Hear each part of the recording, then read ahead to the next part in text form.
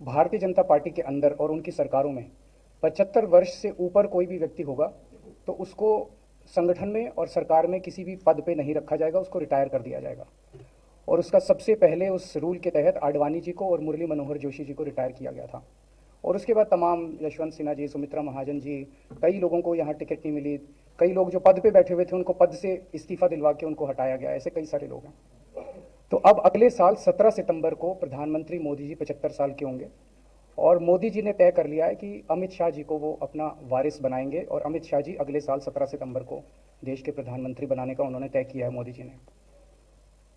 इसके ऊपर मोदी जी पिछले 1-2 साल से लगे भी हुए हैं, क्योंकि भारतीय जनता पार्टी के अंदर अमित शाह जी के सामने जो जो बाधाएं पैदा कर सकता था नेता, एक एक करके उन सब नेताओं को साइड कर दिया गया, उनका पत्ता साफ कर दिया गया।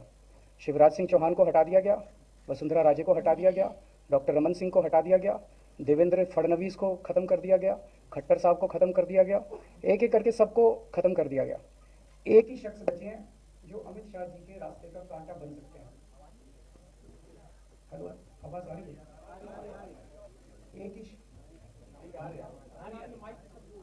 एक ही शख्स हैं जो कि उनके रास्ते का कांटा बन सकते हैं, वो है योगी आदित्यनाथ जी। अब योगी आदित्यनाथ जी को इन्होंने हटाने का पूरा मन बना लिया है और अगर इनकी सरकार बनी तो 2 महीने के अंदर योगी जी को भी उत्तर प्रदेश के सीएम से हटा दिया जाएगा। मैंने दिल्ली में 3-4 दिन पहले ये प्रेस कॉन्फ्रेंस की थी और ये दोनों मुद्दे उठाए थे। जैसे मैंने मुद्दे उठाए थे तो अमित शाह जी ने और उनके कई नेताओं ने अपनी भावना प्रकट की कि नहीं नहीं, मोदी जी को 75 साल में इस्तीफा नहीं देना चाहिए, मोदी जी को 75 साल पूरा कार्यकाल पूरा करेंगे। उन सब की भावनाओं की मैं कद्र करता हूं, क्योंकि अपने नेता के लिए जब भी ऐसी बात होती है तो सब लोग सामने आके बात करते हैं। लेकिन भारतीय जनता पार्टी चारों खाने चित्त हो चुकी है और उनके आंसुओं की नदी उफान में है। भारतीय जनता पार्टी जो 400 पार का नारा दे रहे थे, अब समझ में आया है 4 चरणों के बाद, वो बात तो ठीक है कि आरक्षण पे सबसे पहले हमला करेंगे, लेकिन 400 पार नारा इसीलिए दे रहे हैं कि 543 में 400 के बाद वो सीटें देख रहे हैं, तो वो केवल 143 बन रही हैं।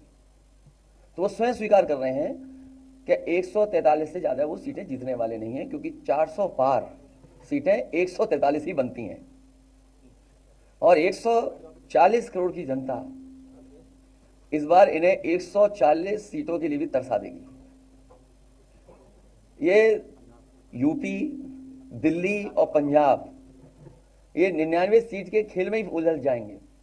यहां कुछ इन्हें हासिल होने वाला नहीं है। रोटी कपड़ा और मकान की तो लड़ाई हम लोग लड़ेंगे, लेकिन रोटी कपड़ा और मकान से पहले हमें संविधान बचाना है। संविधान बचेगा तो लोकतंत्र बचेगा और बाबा साहब भीमराव अम्बेडकर जी का दिया हुआ संविधान ये हमें अधिकार, हमें न्याय दिलाता है। भारतीय जनता पार्टी की इस साजिश को आम लोग समझ गए हैं और इस बार सबसे बड़ी हार भारतीय जनता पार्टी की होने वाली है। अभी तक तो हम ये कहते थे कि ब्रह्मांड का सबसे बड़ा झूठ बोल रही है, अब लग ये रहा है हारने के बाद ये ब्रह्मांड का झूठ का विद्यालय खोलेंगे, यूनिवर्सिटी खोलेंगे और वाइस चांसलर और डीन पहले से ही रिटायर होकर के वहां अपने आप नियुक्त हो जाएंगे। इसलिए देश को बचाने के लिए आदरणीय अरविंद केजरीवाल जी आए हैं, हम लोगों का सहयोग और मदद करने के आए हैं। मैं इनका धन्यवाद देता हूं और आप पार्टी, इंडिया गठबंधन, समाजवादी पार्टी, हम सब मिलकर के भारतीय जनता पार्टी को हटाने जा रहे हैं।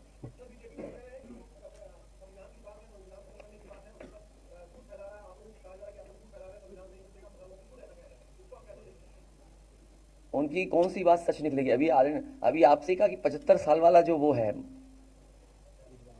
रूल नियम, उसको तो फॉलो किया जाएगा ना, इसी से पता लग जाएगा। और एक मिनट, अगर आप इनका इतिहास उठा के देखें पिछले 75 साल का, जनसंघ का, आरएसएस का, थ्रू आउट ये लोग रिजर्वेशन के खिलाफ रहे हैं। तो अब 400 सीटें लाके ये संविधान बदल के उस रिजर्वेशन को खत्म करना चाहते हैं। अरविंद जी, स्वाति मालीवाल के मामले में अभी तक आप कुछ बोले नहीं है। आपके वजह से आपके साथ में स्वाति मालीवाल के मामले में अभी तक, अरे उससे ज्यादा जरूरी और चीजें भी हैं, कागज निकाल ली। अरविंद जी, आज आपके साथ भी वो है, आज आपके साथ में भी आए हैं। भाजपा किसी के सगे नहीं है। क्या बोलेंगे स्वाति मालीवाल के मामले, क्या बोलेंगे आप? ये है कि भाजपा किसी के सगे नहीं है और भाजपा झूठे मुकदमे लगाने वाला गैंग है। हाँ बोल रहा हूँ, मैं बोल रहा हूँ, 1 सेकंड बोल रहा हूँ। सब लोग, पूरा देश हतप्रभ है, दुखी है, आज तक पीड़ित है। मणिपुर के अंदर एक कारगिल योद्धा की पत्नी को निर्वस्त्र करके घुमाया गया, सैकड़ों महिलाओं के साथ दरिंदगी हुई, भारत के प्रधानमंत्री खामोश रहते हैं। हजारों महिलाओं के साथ प्रज्वल रवन्ना ने बलात्कार किया, दरिंदगी की, मां की उम्र की महिलाओं के साथ। प्रधानमंत्री कहते हैं ये भारत को मजबूती देगा, इसी को वोट देना। ये भारत का भविष्य है प्रज्वल रवन्ना, उसको भगा दिया जाता है बीजेपी के द्वारा।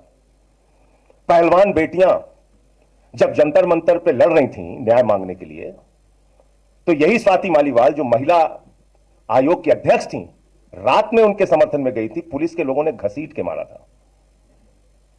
हमने देखा यहीं उत्तर प्रदेश के अंदर कुलदीप सेंगर के मामले में, हाथरस के मामले में, देश के प्रधानमंत्री खामोश रहते हैं, एक शब्द नहीं बोलते।